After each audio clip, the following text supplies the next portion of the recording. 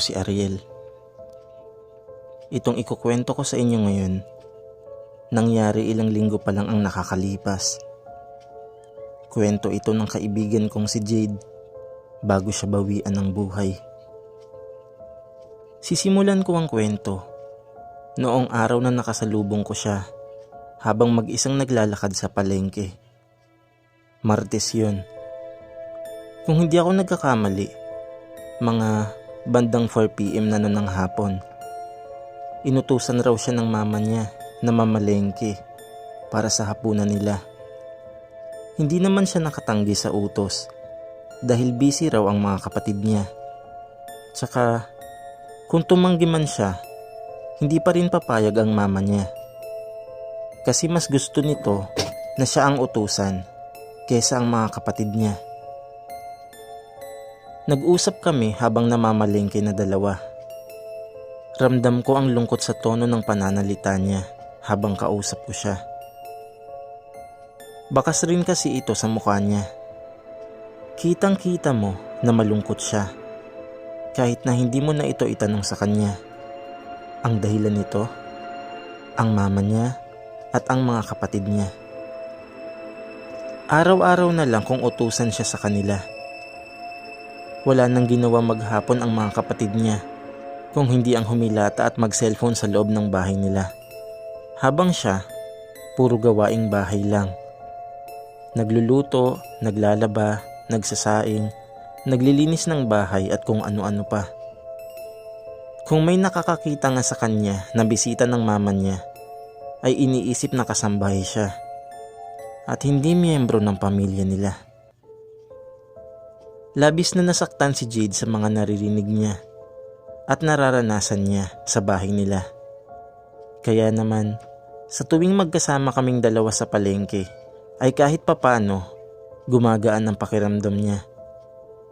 Kasi may napagkukwentuhan siya ng mga sama ng loob niya at may dumadamay sa kanya. Isang araw, nakasalubong ko ulit siya sa palengke. Sa pagkakataong yun, hindi siya nagpunta doon para mamalengke. Nagpunta siya doon para daw tumakas sa bahay nila. Dahil nang makauwi na ang papa niya, ay binugbog siya agad nito. Hindi niya alam kung bakit. Hindi naman siya pinagtanggol ng mama niya at tinawanan lang siya ng mga kapatid niya. Kaya nagdesisyon na siyang lumaya sa kanila.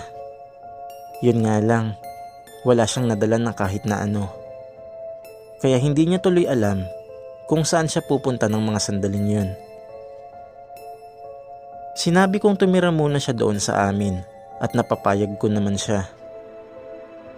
Tumira siya sa amin ng mga ilang linggo hanggang sa magpunta sa bahay namin ang mama at papa niya.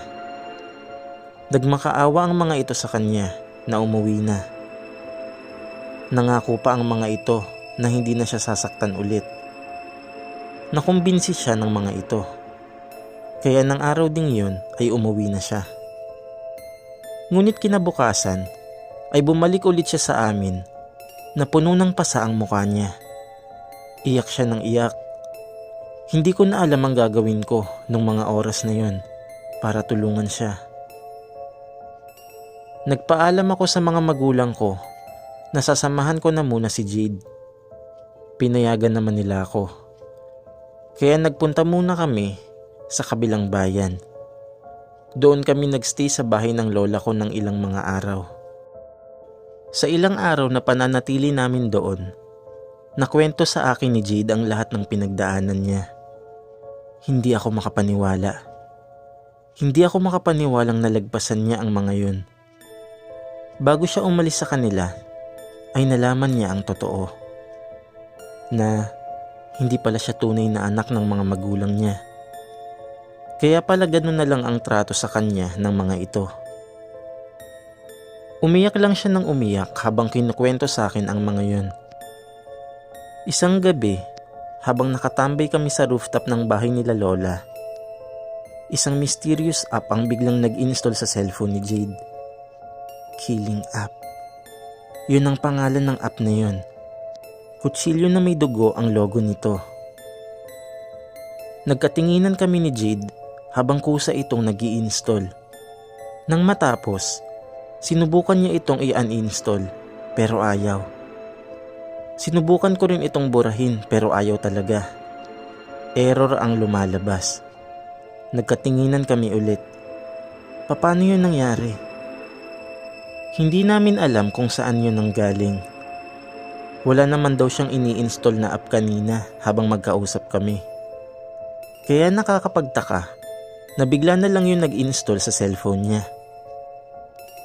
Hindi ko alam kung bakit pero bigla na lamang akong kinabahan habang tinitignan ang logo ng app na yun. Hindi maganda ang pakiramdam ko dito. Ilang minuto rin kami naging tahimik ni Jade bago siya nagdesisyon na buksan ng app. Pagbukas niya ay tumambad agad sa amin ang muka ng mama at papa niya. Sa baba nito ay ang muka naman ng mga kapatid niya. Nagkatinginan na naman kami. Ano bang ibig sabihin nito? Ilang saglit pa, nabitawan ni Jade ang cellphone niya nang makarinig kami ng nakakakilabot na pagtawa.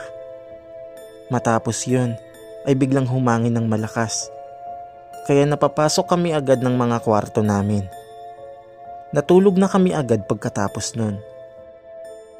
Kinabukasan, isang balita ang natanggap ko sa mama ko na hindi ka panipaniwala. Patay na raw ang buong pamilya ni Jade.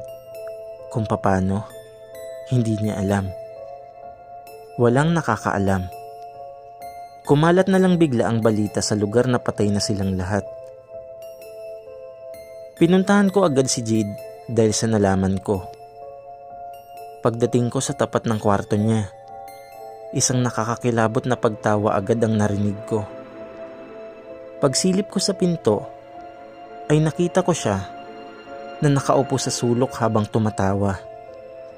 Paminsan-minsan naman ay umiiyak siya. Hindi ko siya maintindihan. Dahan-dahan akong pumasok sa kwarto at tinanong siya kung anong problema. Agad naman siyang nagkwento tungkol sa ginawa niya. Yung killing app na nag-install ng kusa sa phone niya, ginamit niya kagabi. Inikisan niya ang lahat ng pamilya niya doon. Ang ibig sabihin nun, gusto niyang mamatay ang mga ito. Ang buong akala niya ay hindi totoo ang app na yun. Akala niya biro lang ito, kaya sinubukan niya. Hindi niya inakalang pagkatapos niyang gamitin yun, ay mamamatay talaga ang lahat ng inikisan niya. Ito pa ang matindi. Sarili niya mismo ang pumatay sa pamilya niya.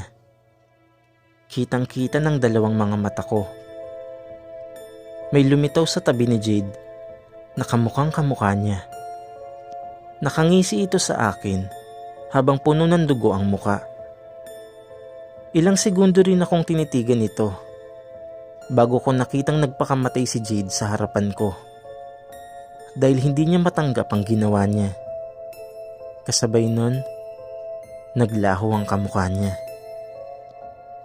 Naiwan akong tulala sa kinatatayuan ko habang pinoproseso ang mga nangyari.